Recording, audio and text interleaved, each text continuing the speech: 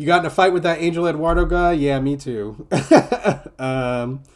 It's just very disappointing reading the article that he wrote and put out via the FAIR organization, the supposed foundation against intolerance and racism.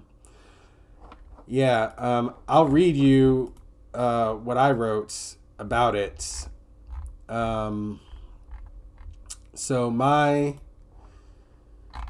You know what? Let's just read while we're here. We might as well read the article that he wrote, and I'll just tell you my problems with it. So his article titled "MLK wasn't a myth or messiah. He was just a man, and that's enough." And the subtitle is "The Worst Way to Honor King's Legacy is to Forget That He Was a Human Being" by Angel Eduardo. Published today, January 15th, 2024.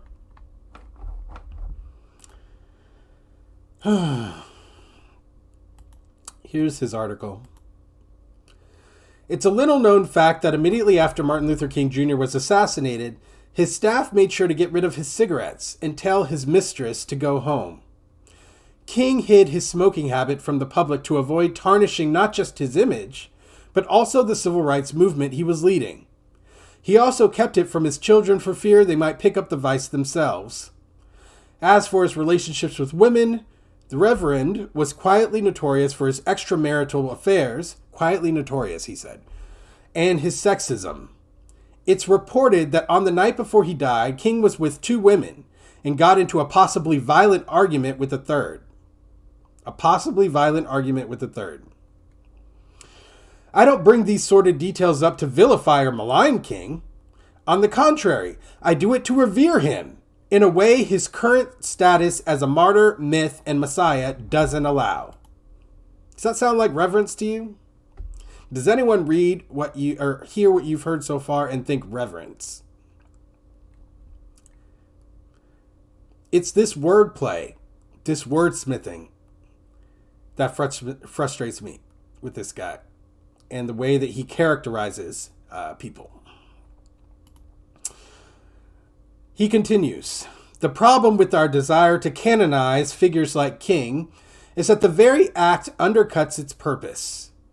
These are people we are meant to look to as paragons of courage, perseverance, and wisdom, but the way we idealize their memories and messages makes them inscrutable and unreachable. More than that, putting people up on a pedestal and fiercely preserving their unblemished reputation is a kind of positive dehumanization." If you'll look at my comments about this, I mentioned to Angel that he does the exact same thing to Daryl Davis. If you're familiar with Daryl Davis, he's the collector of many hoods of KKK clan members and Grand Wizards hoods and robes through his communication with these former white supremacists who give up the hoods and the robes after recognizing people's shared humanity through communication with Daryl Davis or through his works. They gave him their hoods and their robes and as a denouncement of white supremacy. And I see Angel all the time putting this man on a pedestal, putting his works on a pedestal, never maligning him in this way, never humanizing him in this way. But here on Dr. Martin Luther King Jr. Day, he makes it a point to do so and makes a point to use this civil rights icon's message and existence and life to do that. And so I cannot just look past the hypocrisy that exists within his decision to do that here for Dr. King, one of the most notable civil rights icon in the past, and Daryl Davis not doing it ever that I've ever seen. And he could correct me if he's wrong, but I'm quite certain that he's never done it in reverence to Daryl Davis. So that hypocrisy bothers me. I don't think it's useful, and I also don't think it's an accident. So those are my general thoughts on that, but let me continue reading this article so you can hear more. I don't bring these sordid details up to vilify or malign King. On the contrary, I do it to revere him in a way his current status as a martyr, myth, and messiah doesn't allow. The problem with our desire to canonize figures like King, I don't know who R is in our desire, is that the very act undercuts its purpose. These are people we are meant to look to as paragons of courage, perseverance, and wisdom, but the way we idealize their memories and messages makes them inscrutable and unreachable. More than that, putting people up on a pedestal and fiercely preserving their unblemished reputation is a kind of positive dehumanization. And just like all other forms of dehumanization, this has consequences. First, and perhaps most obviously, flawlessness is an easy illusion to dispel. If we build a movement, identity, or even an argument on another human being's immaculate character, we are telegraphing its weakness and inviting its destruction. I don't think anyone has ever ever tried to justify the civil rights movement or a right for humanization or the right for social justice or racial justice on the flawlessness of Dr. King. I've never seen that. However noble or worthwhile our endeavor may otherwise be, our opponents can reduce it to rubble by simply revealing the ugly truth. Ugly truth. FBI Director J. Edgar Hoover was well aware of King's transgressions and planned to use documented evidence to silence him and his activism. By the way, much of that evidence has been shown to be misinformation or not true. You can feel free to look at the link that he posted there and do your own research on that. And as I've shown here, the truth got out anyway, the truth. It is not just futile, but misguided to hinge our ideas and actions on lies, especially ones as feeble as the idea of human perfection. I don't know who did that. Second, if we are meant to not just admire, but also aspire to these figures, and that's not what we're aspiring to. We're not aspiring to them as figures. We're aspiring to the ideals that they promoted. Why do we take every opportunity to flatten and sanitize their lives and legacies, distancing ourselves from the possibility that we could ever emulate them? We can be very good at believing that those we love are without fault, but most of us are too aware to think the same of ourselves. Given this, what possible identification with an infallible being can mere mortals like you and I have?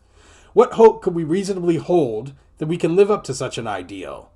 In that framework, failure seems inevitable, and it should be no surprise when hopelessness, despondency, and despair aren't far behind. See, this is another wordsmithing technique that I find disgusting in this context, that somehow the hopelessness, despondency, and despair that come from working for racial justice comes from an idealized version of someone we're trying to live up to, rather than the pure evil that you have to face in order to actually do this work. It just completely takes the realism out of what it means to be an activist for racial or social justice. We should also consider the fact that glorifying King in this way makes him into a figure not worth admiring in the first place. Wow. After all, how remarkable is it, really, for a perfect being to behave perfectly and to speak perfectly wise, intelligent things? What's expected and granted is seldom also impressive and inspiring. For human achievement to have any significance, we have to recognize it as human to begin with, which no one has ever not recognized his words as human. In fact, you could argue his words are more human than most words ever spoken. That's why it is the very fact that King was not perfect, far from it, that makes his obvious wisdom and monumental accomplishments worth lauding. Without that fundamental and necessarily flawed humanity as a backdrop, King's exploits barely mean anything beyond their material benefits. Notice how he hasn't really described any of his accomplishments or the benefits that he helped usher into existence. I think that's notable. He continues on. For all our sakes, we should embrace the truth. Martin Luther King Jr. was a chain-smoking, philandering, sexist, and wise pillar of love, goodwill, courage, and unity, who led perhaps the most important social movement in American history. Some may bristle at this, but there is nothing about the negative I have acknowledged in that statement that discounts, diminishes, or discredits the positive. That's a lie. That's a lie. There is something about the negative that you acknowledge that discounts, diminishes, and discredits the positive.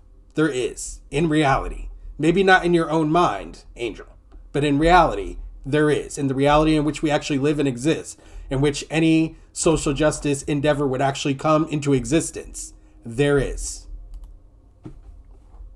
He continues, the bad emphasizes the good. I don't see how. If someone with such blights on his character can still have the colossal impact, positive impact on our country and culture that King did, it means nothing can stop you and me from doing the same. We didn't need him in order to know that. Our failures underscore our feats, and that tension is precisely what it means to be human. It is also the true foundation upon which a much-deserved admiration for King should be built. If we fail to recognize that he was flesh and blood, full of faults and flaws just like the rest of us, we aren't merely failing to see how great his accomplishments were. We are also neglecting our own potential to achieve wonders the way he did, despite all our shortcomings. It challenges our instincts to think this way, but acknowledging imperfections doesn't tarnish us. It makes us shine brighter. It also allows these great figures of history to fulfill their true purpose, inspiring us to do and to be better. That's his article.